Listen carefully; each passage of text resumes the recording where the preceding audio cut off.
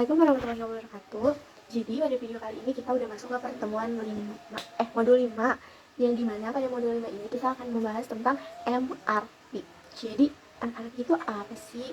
Jadi MRP itu atau perencanaan kebutuhan material merupakan suatu metode yang dimana itu tuh metode yang terdiri dari sekumpulan Pada saat kapan prosedur, kita menggunakan aturan, MRP? terus habis itu Nah, ada MRP mekanisme itu pencatatan yang digunakan dirancang dalam untuk kebutuhan menghasilkan atau dalam master berbagai konteks schedule manajemen atau rantai master pasok dan production produksi. schedule. Kayak terutama ketika ada kebutuhan untuk merencanakan, mengelola, dan mengontrol persediaan bahan baku, komponen atau suku cadang. Jadi MRP itu kadang di perencanaan produksi iya, di koordinasi produksi iya. Pegging dalam MRP adalah proses mengidentifikasi hubungan antara kebutuhan bahan dengan pesanan atau stok yang ada, membantu memastikan ketersediaan bahan sesuai dengan kebutuhan produksi. Ini melibatkan identifikasi bahan terkait dengan permintaan produk jadi atau pesanan khusus, membantu dalam manajemen pesanan khusus, perencanaan produksi, manajemen persediaan, dan mengatasi kendala produksi. Penerapan pegging dilakukan saat memahami asal-usul kebutuhan barang atau produk, membantu organisasi merencanakan produksi, pengadaan bahan, dan koordinasi operasi. Induk item atau parent item adalah komponen atau bahan yang digunakan dalam pembuatan produk jadi, sedangkan end item atau finished good adalah produk jadi yang siap dijual kepada konsumen dan digunakan dalam produksi lebih lanjut. End item merupakan hasil akhir dari proses produksi atau perakitan dan merupakan produk yang akan dijual kepada pelanggan, seperti mobil, komputer, atau pakaian jadi. Induk item menjadi bagian integral dari end item dan digunakan selama proses produksi atau perakitan. Sejumlah induk item dapat membentuk end item. Metode lot sizing yang dapat diterapkan pada material requirement planning yaitu metode lot for lot, di mana lot for lot sendiri merupakan cara untuk menentukan suatu ukuran lot yang mendapatkan hasil suatu yang diperlukan guna memenuhi rencana kebutuhan secara tepat. Maksudnya ada mengenai struktur dalam MRP yang pertama ada on hand.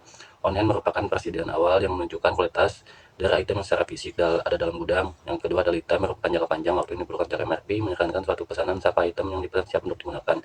Yang ketiga ada order policy dalam MRP adalah kebijakan perusahaan tentang kapan dan seberapa banyak pesanan yang harus dipesan untuk memenuhi permintaan pelanggan. Yang keempat ada safety stock, merupakan stok pengaman yang ditetapkan oleh perencana MRP untuk mengatasi fluktuasi dalam permintaan demand dan atau penawaran. Yang selanjutnya ada lot size, merupakan kuantitas pesanan order quantity dari item yang memberitahukan MRP berapa banyak kuantitas yang harus dipesan serta teknik lot sizing apa yang dipakai. Yang selanjutnya ada gross requirement. Gross requirement merupakan total dari semua kebutuhan permintaan kotor.